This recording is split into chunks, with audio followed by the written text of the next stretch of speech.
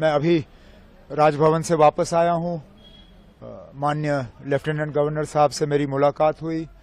मुलाकात के दौरान मैंने उन्हें नेशनल कॉन्फ्रेंस, कांग्रेस, सीपीएम, आम आदमी पार्टी और जिन इंडिपेंडेंट्स के तरफ से नेशनल कॉन्फ्रेंस को समर्थन की चिट्ठी मिली है, उन्हें उन चिट्ठियों को मैंने लेफ्टिनेंट गवर्नर साहब के हवाले किए और उनसे गुजारिश की कि जल्द से जल्द वो तारीख मुकर्रर करें ताकि यहाँ ओथ लिया जाए और लोगों की चुनी हुई हुकूमत जो है अपना काम संभाले। किस तारीख को sir oath ceremony?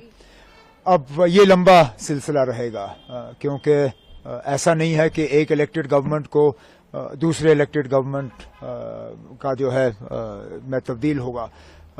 Central rule है, यूनियन टेरिटरी है और गवर्नर साहब को एक अपने कागज तैयार करके पहले राष्ट्रपति भवन भेजने हैं। राष्ट्रपति भवन से वो फिर होम मिनिस्ट्री में जाते हैं। होम मिनिस्ट्री अपना उसमें प्रोसीजर करके वो जो उनको अपनी कागजी कार्रवाई करनी होती है वो सारा करके वापस आ जाता है। तो फिलहाल हमें ये कहा गया है कि इसमें 2-3 दिन तो लग ही जाएंगे।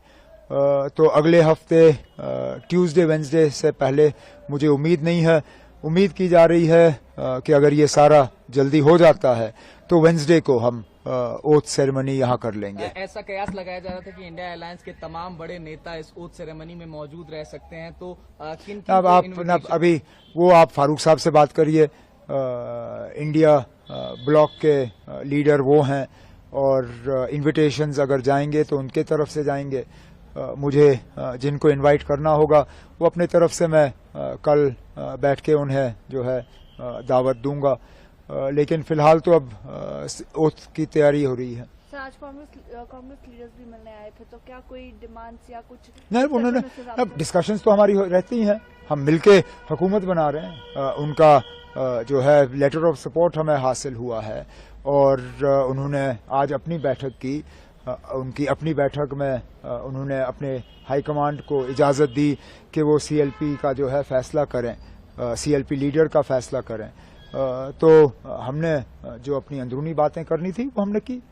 सर, काफी इंडिपेंडेंट कैंडिडेट्स भी अब ज्वाइन इन कर रहे हैं। सीएम ने देखा पिछले कुछ दिनों में, तो क्या स्पेकुलेशन है कि और जो बाकी हैं वो भी ज्वाइन करेंगे, ऐसा कुछ?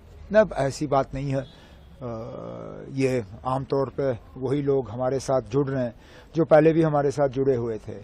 एक आध को छोड़ के ये सारे वही हैं जिनको शायद अलायंस की वजह से अपनी सीट नहीं मिल पाई और वो आज़ाद उम्मीदवार के तौर पे इलेक्शन लड़ के गए और जीत गए।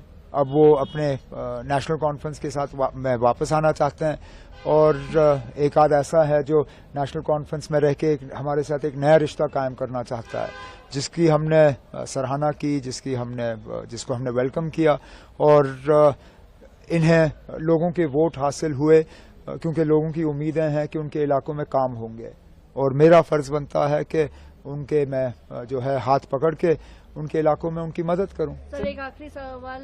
इल्तिजा मुफ्ती जी क्लेम कर रही हैं कि बिज बिहारा में एनसी के वर्कर्स जो है वैंडलिज्म कर रहे हैं, they are attacking their workers. How do you? मुझे कुछ नहीं कहना इसमें। ये अब अगर किसी तरह का सबूत है तो वो पेश करें। जिनके खिलाफ इल्जाम लगे हैं वो तो उनके खिलाफ अब केस करने के लिए तैयार हैं, डेफेमेशन के। अब ये अदालत को फैसला करने दीजिए कौन सही है कौन गलत। सर, जम्मू डिवीजन के इग्नोरेंस का एक बड़ा आरोप लगा। कोई इग्नोरेंस नहीं है ना, कोई